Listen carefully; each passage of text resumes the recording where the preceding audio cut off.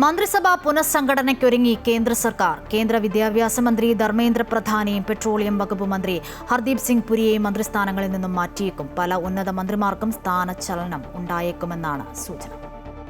ഔദ്യോഗിക പ്രഖ്യാപനമുണ്ടായില്ലെങ്കിലും ഉന്നതതല ചർച്ചകളെ അടിസ്ഥാനപ്പെടുത്തി ദേശീയ മാധ്യമങ്ങൾ പല കേന്ദ്രമന്ത്രിമാർക്കും സ്ഥാനചലനം ഉണ്ടാകുമെന്ന റിപ്പോർട്ടുകളാണ് പുറത്തുവിടുന്നത്. കേന്ദ്ര സഹമന്ത്രി ജോർജ് കുര്യന്റെ രാജിയെ തുടർന്ന് നിർണായകമായ വകുപ്പ് മാറ്റങ്ങൾക്കും സാധ്യതയുണ്ട്. നിർമ്മലാ സീതാരാമനെ മാനവ വിഭവശേഷി മന്ത്രാലയത്തിലേക്ക് മാറ്റിയേക്കും. ചോദ്യപേപ്പർ ചോർച്ചാ വിവാദങ്ങളിൽ പ്രതിക്കൂട്ടിലായ ധർമ്മേന്ദ്ര പ്രധാൻ, എപ്സ്റ്റീൻ ഫയലിലെ പരാമർശങ്ങളും യുദ്ധത്തെ തുടർന്ന് രാജ്യത്തെ എണ്ണ പ്രതിസന്ധി പരിഹരിക്കുന്നതിലെ വീഴ്ചയിൽ ഹർദീപ് സിംഗ് പുരിയെയും മന്ത്രിസഭയിൽ നിന്ന് നീക്കിയേക്കും. ഹർദീപ് സിംഗ് പുരിക്ക് പകരക്കാരനായി മറ്റൊരു സിഖ് നേതാവോ അല്ലെങ്കിൽ പഞ്ചാബിൽ നിന്നുള്ള ഒരു നേതാവോ മന്ത്രിസഭയിൽ എത്തിയേക്കും. രാഘവ് ചദ്ദയുടെ പേരും ചർച്ചകളിൽ ഉയരുന്നുണ്ട്.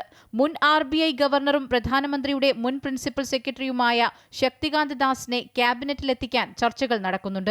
JDU തലവനും ബീഹാർ മുൻ മുഖ്യമന്ത്രിയുമായ നിതീഷ് കുമാർ മന്ത്രിസഭയിൽ എത്തിയേക്കും. NDAയിലേക്ക് 6 MPമാരെ കൊണ്ടുവന്നതിന് ശിവസേനയ്ക്ക് പ്രതിഫലമായി ശ്രീകാന്ത് ഷിൻഡെയ്ക്ക് ക്യാബിനറ്റ് പദവി ലഭിക്കാനാണ് സാധ്യത. അനുരാഗ് ഠാക്കൂർ വീണ്ടും കേന്ദ്രമന്ത്രിസഭയിൽ എത്തിയേക്കും. മീററ്റ് MPയായ അരുൺ ഗോവലിനെ ഉത്തർപ്രദേശ് തെരഞ്ഞെടുപ്പിന് മുന്നോടിയായി മന്ത്രിസഭയിൽ ഉൾപ്പെടുത്തിയേക്കുമെന്നാണ് സൂചന.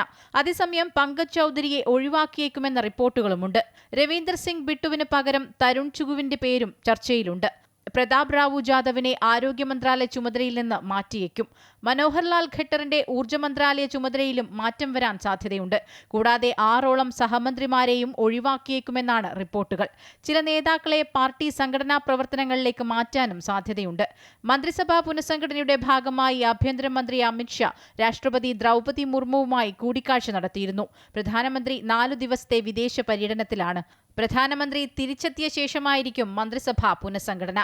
News desk, Amrita news.